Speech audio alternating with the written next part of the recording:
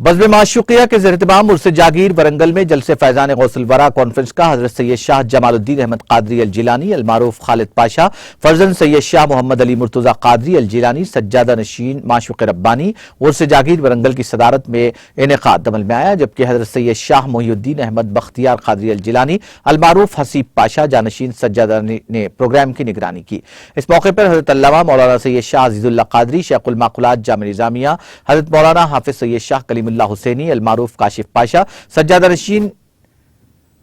حضرت مولانا ادریس علی اعجاز بیابانی، امام و خطیب مسجد نعمانیہ ہنم کنڈا نے شرکت کی اور خطاب کیا۔ یہودی میرے رسول کے فرمان کے مطابق جس نے ابھی توبہ بھی نہیں کیا، جو ابھی ولی کے دربار میں حاضر نہیں ہوا، جس نے ابھی ایک ایک قدم اٹھایا تھا، لیکن یہ میرے دوست کے پاس جانے کا ارادہ رکھتا تھا، لہذا اے زمین سے مت جا، اکٹھی ہو جا تاکہ سے نجات کا پروانہ مل جائے۔ میرے محترم دوستو، اور حضرت موسیٰ علیہ السلام کے زمانے کا ایک یہودی ایک ولی اتقاکم، تم میں اللہ کے پاس بزرگ ترین بڑے درجے والے وہ ہیں جو تقوی میں تم میں سب میں بلند ہیں، تقوی کی طرح سے، اور معرفت بھی بلندی کا ایک درجہ ہے، کیونکہ انسانوں کو پیدا ہی کیا گیا ہے اللہ کی معرفت کے لیے،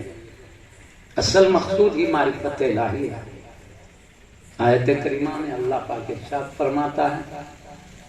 وَمَا خَلَقْتُ الْجِنَّ وَالْإِنسَ إِلَّا لِيَعْبُدُونَ، ہم نے جنات اور انسان کو نہیں پیدا کیا مگر ہماری عبادت کے لیے، لیعبدون کا مطلب عبادت کے لیے، لیکن مفسرین کرام نے کی تفسیر کرتے ہوئے فرمان لیعبدون سے مراد لیعرفون ہے، تاکہ لوگ ہمیں پہچانیں۔